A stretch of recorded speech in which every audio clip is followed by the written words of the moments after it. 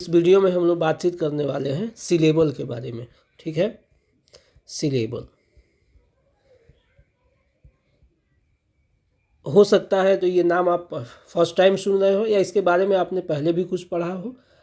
तो इस वीडियो में जो है हम लोग सिलेबल क्या है, सिलेबल का निर्माण कैसे होता है, ठीक, और सिलेबल पढ़ना ज़रूरी क्यों है, ये सब कुछ मुख्य जो तथ्य हैं सिलेबल से संबंधित उस पर हम लोग चर्चा करेंगे। ठीक है, तो इस वीडियो में हम लोग क्या क्या बात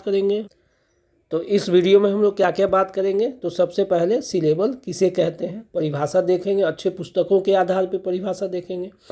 दूसरी बातचीत हम लोग करेंगे कि how is a syllable formed, यानी कि सिलेबल का निर्माण कैसे होता है। ठीक, और why is a syllable necessary to learn, क्यों सिलेबल को पढ़ना ज़रूरी है, आवश्यक है। ये 3 पॉइंट पे हम लोग आज इस वीडियो में जो है बातचीत करेंगे। तो इस वीडियो को शुरू से अंत तक देखिए ताकि आपको सिलेबल के बारे में पूर्ण रूप से जानकारी हो सके। सिलेबल जो है ये सभी परीक्षाओं में पूछे जाते हैं। बीएड के परीक्षा में पूछा जाता है, डीएलएड के परीक्षा में पूछा जाता है। ठीक है, इसके अतिरिक्त जो है सीटेट की परीक्षाओं में भी पूछा जाता है। ठीक है ना, सीटेट की परीक्षाओं में इस पे आधारित प्रश्न जो है पूछे जाते हैं।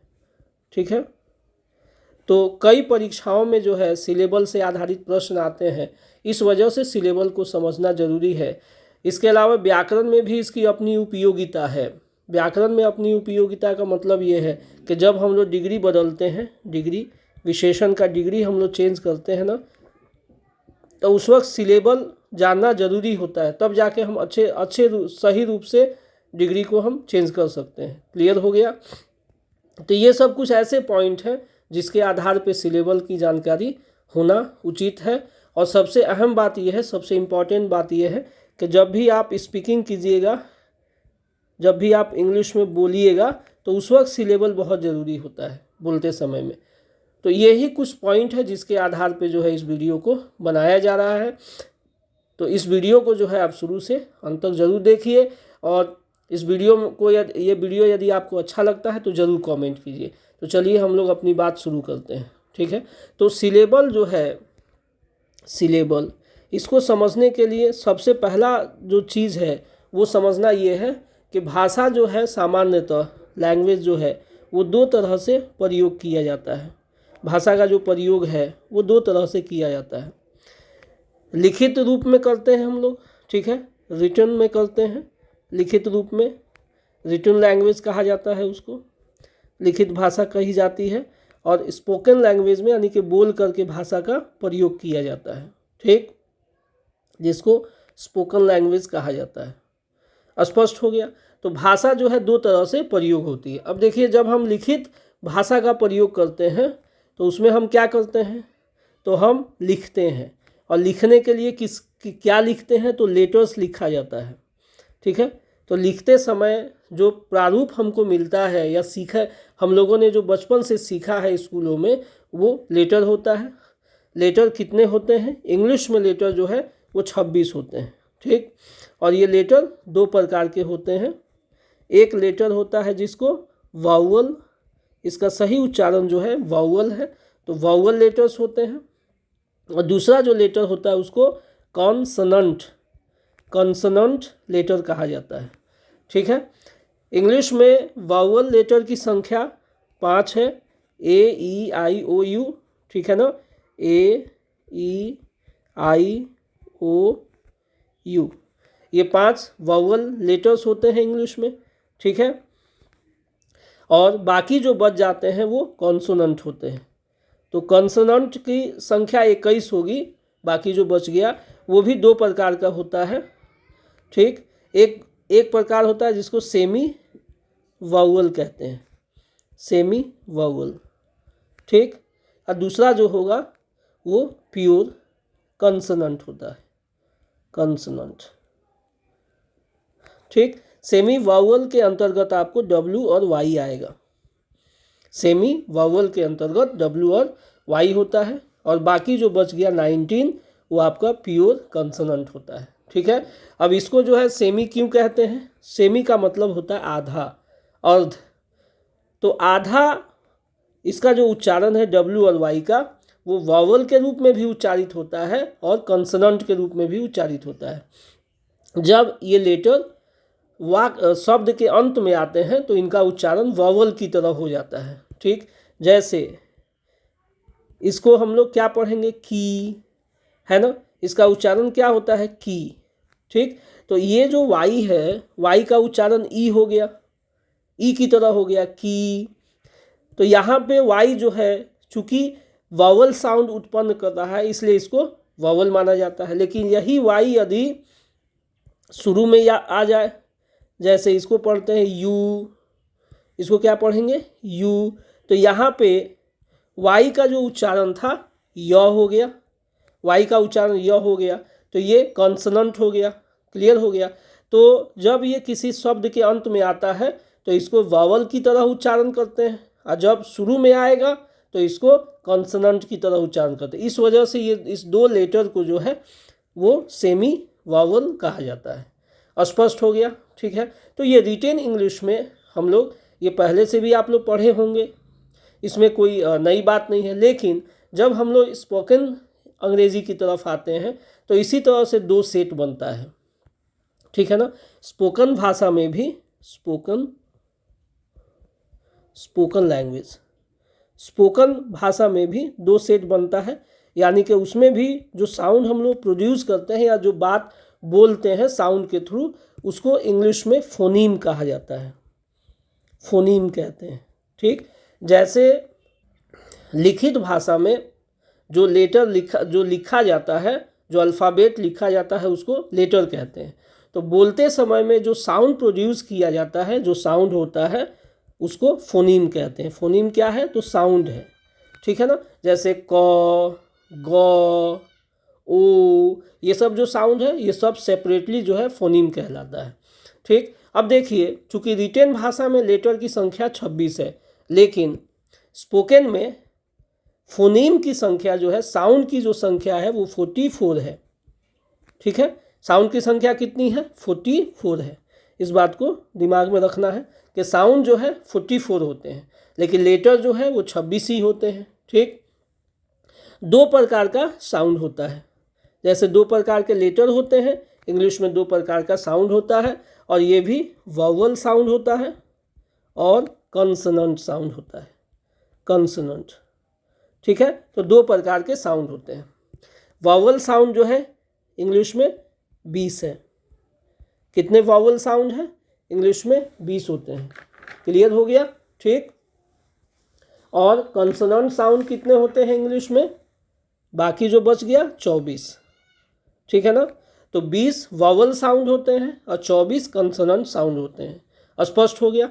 अब देखिए, वावल साउंड जो है उसमें भी दो प्रकार का साउंड होता है। ठीक है ना, दो प्रकार का साउंड होता है। एक प्रकार जो है उसको प्योर वावल कहा जाता है, और दूसरा जो प्रकार है उसको डिफ्थोंग कहते हैं, डिफ्थोंग। ठीक है, अब डिफ्थोंग क्या है, प्योर वावल मतलब जो जैसे ओ, ई, ये सब प्योर हो गया। डिफ्थोंग किसको कहते हैं, तो जब दो या दो से अधिक वावल आपस में जुड़ करके किसी एक लंबे वावल का निर्माण करता है, उसी को डिफ्थोंग कहते हैं। ठीक है, तो डिफ्थोंग में क्या होगा कि दो या दो से अधिक वावल जो है आपस में जुड़ जाएगा और मिल करके एक लॉन्ग वावल का निर्माण करेगा। क्लियर हो गया, एक लॉन्ग वावल का निर्माण करेगा, उसी को डिफ्थोंग कहते हैं। ठीक है, जैसे ऐ, ए, है ना, ए, ये आपस में मिल जाता है। इंग्लिश में जो है ये आपस में जुड़ करके एक लंबे वावल का निर्माण किया, इसी को इंग्लिश में डिफ्थोंग कहते हैं। हिंदी में तो ये अलग अलग साउंड है, लेकिन इंग्लिश में जो है ये इसको कंबाइंड साउंड माना जाता है। इसको सेपरेट नहीं कर सकते हैं, अलग नहीं कर सकते, इसको एक ही वावल माना जाता है। ठीक है, तो ऐसे दो या दो से अधिक वावल के कॉम्बिनेशन को डिफ्थोंग कहते हैं। स्पष्ट हो गया। कई साउंड ऐसे हैं, कई ऐसे शब्द हैं जिसमें डिफ्थोंग जो है आता है। जैसे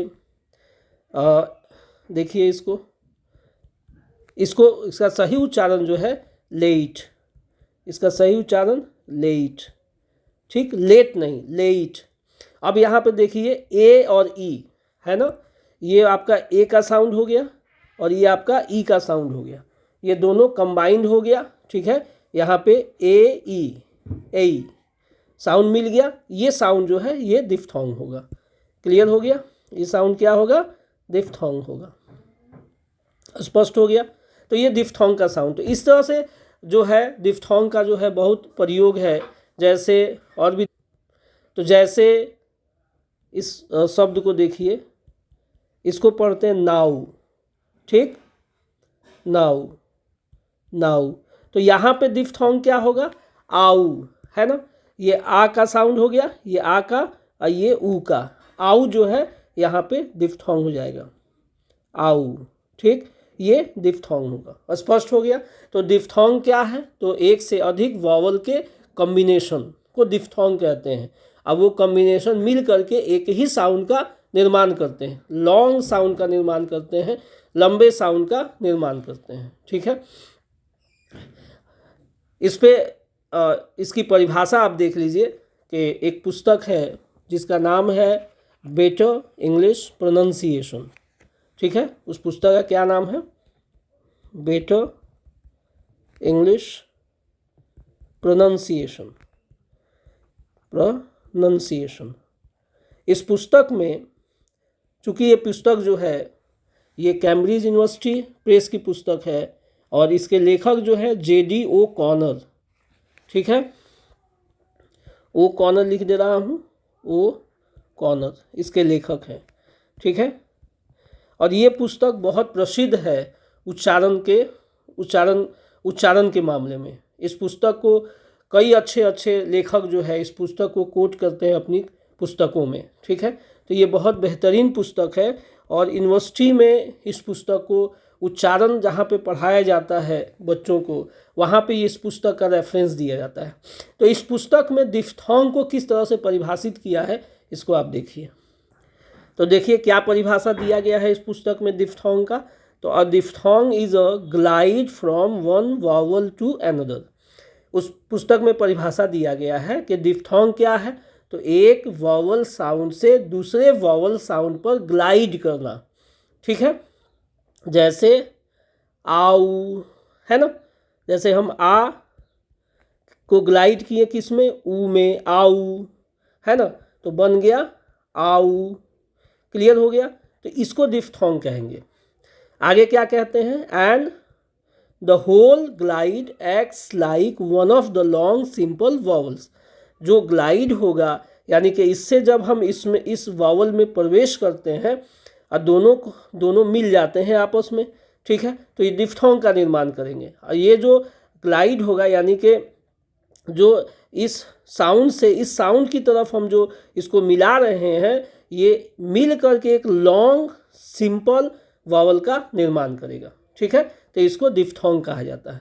तो इंग्लिश में जो है वॉवल दो प्रकार के होते हैं। क्लियर हो गया, ठीक। डिफ्थोंग की संख्या जो है उस पुस्तक में 8 बताई गई है। डिफ्थोंग की संख्या कितनी बताई गई है, 8 डिफ्थोंग को उस पुस्तक में लिखा गया है, ठीक है।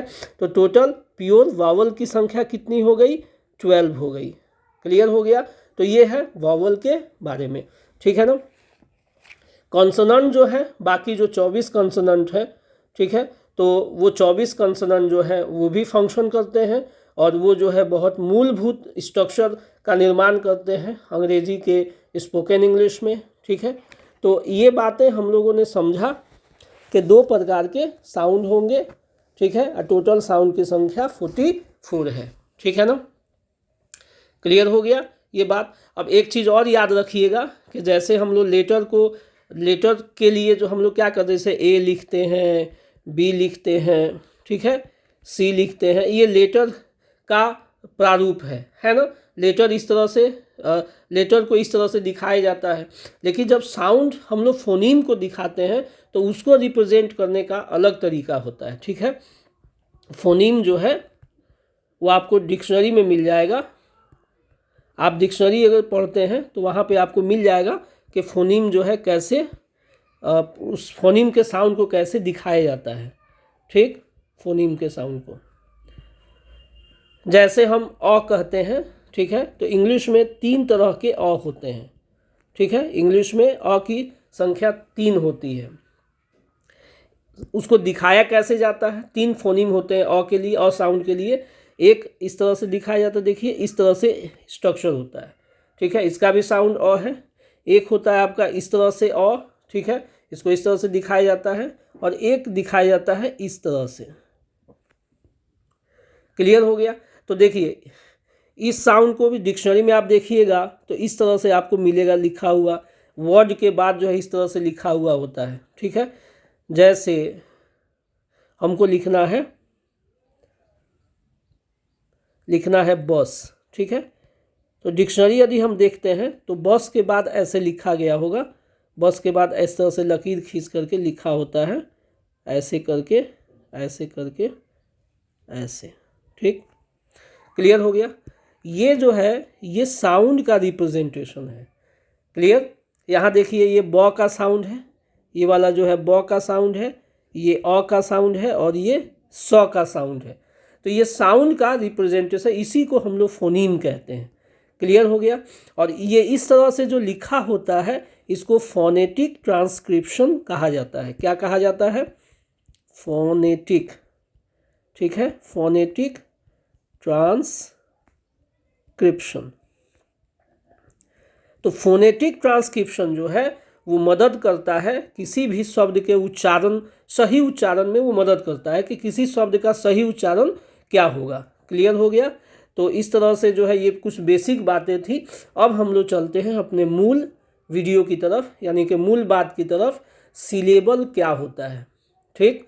तो देखिए जब भी हम लोग कोई बात बोलते हैं तो बात बोलते हैं तो हम लोग क्या बोलते हैं? साउंड बोलते हैं, ठीक है ना, यानी कि फोनीम बोला जाता है, और वो फोनीम आपस में जुड़ करके शब्द का निर्माण करता है।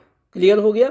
ठीक है। जैसे हम लोग इस तरह से कहें कि लिखित भाषा में लेटर के मिलने से शब्द बनते हैं, इसी तरह से बोलचाल की भाषा में हम कैसे कहेंगे, स्पोकन में हम कैसे कहेंगे कि साउंड के मिलने से शब्द का निर्माण होता है, ठीक है।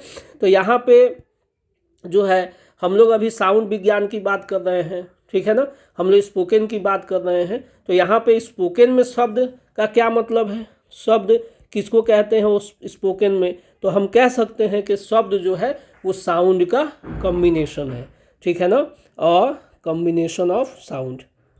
क्लियर हो गया? A combination of sounds. तो साउंड्स के मिलने से, यानी कि फोनीम्स के मिलने से शब्द का निर्माण होता है। अब जो फोनीम्स हैं वो 2 प्रकार के होंगे, वावल और कॉन्सोनेंट, ठीक है। तो वावल और कॉन्सोनेंट जो फोनीम है, वावल और कॉन्सोनेंट जो साउंड है, उनके मेल से जो है शब्द का निर्माण होता है, ठीक है। इसको इस तरह से भी समझ सकते हैं कि अ कॉम्बिनेशन ऑफ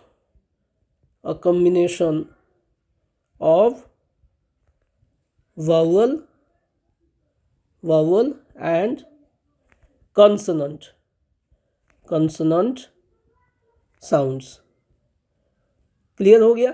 तो वावल एंड कंसोनेंट साउंड्स के मिलने से शब्द का निर्माण होता है। तो जब वावल एंड कंसोनेंट साउंड आते हैं, तो जब हम लोग साउंड का उच्चारण करते हैं, तो यदि कोई बड़ा शब्द है तो उसको एक बार में उच्चारण हम नहीं कर पाते हैं, उसको कई साउंड के गुच्छों में उच्चारण किया जाता है, ठीक है। जैसे यदि हम कहें, इस शब्द को देखिए, जैसे यदि हम कहते हैं, इसका सही उच्चारण होता है ब्यूटीफुल, ठीक है ना, इसका सही उच्चारण क्या होगा? ब्यूटीफुल। क्लियर हो गया? इसका सही उच्चारण होता है ब्यूटीफुल। अब देखिए इस शब्द का जब हम उच्चारण करते हैं तो हम क्या देखते हैं? ब्यूटीफुल। हम इसको 3 बार में उच्चारण, ब्यूटीफुल 3 बार में उच्चारण हम कर रहे हैं, ठीक है। हम इसको एक बार में उच्चारित नहीं कर सकते हैं। क्लियर हो गया?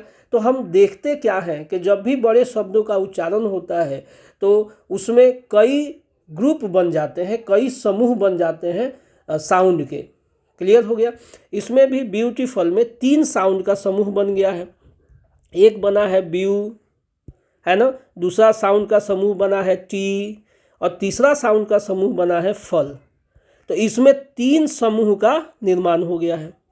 उच्चारण के आधार पे हम लोग देखेंगे तो अब देखिए इसी जो शब्द में जो एक समूह का निर्माण होता है, आपस में जो साउंड जुड़ जाते हैं, आपस में साउंड मिल करके समूह बना लेते हैं और उस समूह को जब हम एक बार में उच्चारित करते हैं, आसानी से उसका हम उच्चारण करते हैं या बोल सकते हैं उस समूह को, तो उसी को सिलेबल कहा जाता है। ठीक है, तो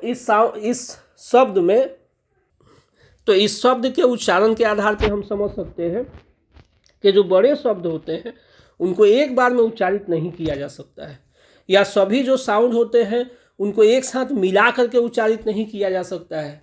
ठीक है, तो उसको हम लोग क्या करते हैं, ब्रेक बाय ब्रेक जो है या गुच्छा बाय गुच्छा उसको तोड़ करके उच्चारण करते हैं, लेकिन वो एक जैसा महसूस होता है। ठीक है, हमको फील होता है कि वो एक ही शब्द है।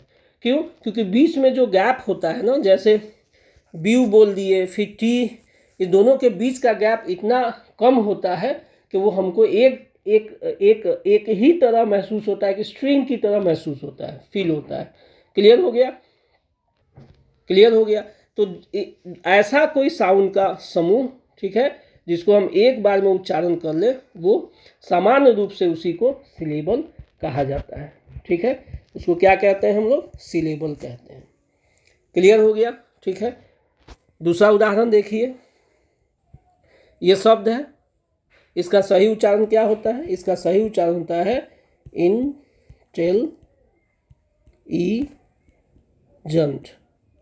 ठीक है, इंटेलिजेंट। क्लियर हो गया? इसका सही उच्चारण होगा इंटेलिजेंट। तो इसका भी जब हम लोग उच्चारण कर रहे हैं तो देख रहे हैं कि इसमें भी 4 गुच्छा बन रहा है साउंड का, इंटेलिजेंट। ठीक है, इसमें 4 गुच्छा बन रहा है, यानी कि इसको 4 बार में उच्चारित किया जा रहा है। ठीक, तो इन के बाद जब टेल हम लोग बोल रहे हैं तो बीच में जो स्थिरता आ रही है या बीच में जो रुक रहे हम लोग, इन टेल है ना, तो इसके बीच का जो गैप हो रहा है वो इतना कम है कि हमारा ब्रेन जो है उसको एक ही स्ट्रिंग की तरह उसको दिखा रहा है, या हमको लग रहा है कि नहीं एक ही बार में उसको उच्चारित कर रहे हैं। लेकिन हम लोग इसको एक बार में उच्चारित नहीं कर रहे हैं, हम इसको 4 बार में उच्चारित कर रहे हैं। ठीक है, यहाँ पे 4 गुच्छा बना हुआ, पहला गुच्छा है इन का, दूसरा गुच्छा है टेल का, और ये जो अलग ई जो है वो अलग हो गया है, अकेले अपने आप में एक गुच्छा तैयार कर लिया है, और जंट जो है वो चौथा गुच्छा है। क्लियर हो गया? तो इसको 4 बार में हम लोग उच्चारण कर रहे हैं। ठीक, तो हर एक गुच्छे को सिलेबल कहते हैं। हर एक गुच्छे को क्या कहते हैं? सिलेबल कहते हैं। तो इस आधार पे हम लोग समझ सकते हैं कि इस शब्द में 4 सिलेबल है। इसी तरह से ब्यूटीफुल में देखें तो एक ब्यू था, दूसरा सिलेबल था टी, और तीसरा सिलेबल था फल। तो ब्यूटीफुल में 3 सिलेबल हैं। स्पष्ट हो गया? इसमें कहीं से कोई डाउट नहीं है। अब हम लोग थोड़ा सा और डीप की तरफ चलेंगे कि बड़े बड़े जो प्रोफेसर हैं उनके अनुसार जो है सिलेबल किसे कहते हैं। ठीक, क्लियर हो गया? ठीक है, तो अब बड़े बड़े जो प्रोफेसर हैं या बड़ी बड़ी जो किताबें हैं इस पे वो क्या कहती है। तो सबसे पहले हम लोग इस पुस्तक से संबंधित जो है बातचीत करें, जो अभी हम लोग बेटर इंग्लिश प्रोनाउंसिएशन। क्लियर हो गया? बेटर इंग्लिश प्रोनाउंसिएशन जो है इस पे क्या कहता है उसके बारे में हम लोग बातचीत करेंगे। क्लियर हो गया? Better English pronunciation. तो बेटर इंग्लिश प्रोनाउंसिएशन के अनुसार जो है सिलेबल किसको कहते हैं देखिए। चलिए, तो बेटर इंग्लिश प्रोनाउंसिएशन के आधार पे सिलेबल की क्या परिभाषा है। तो ओ कॉर्नर ने अपनी पुस्तक में सिलेबल की परिभाषा दी है, अ यूनिट, एक इकाई है, ठीक है, या समूह है, ऐसा भी कह सकते हैं हम लोग, कंसिस्टिंग ऑफ 1 वॉवल, जिसमें एक वॉवल होता है।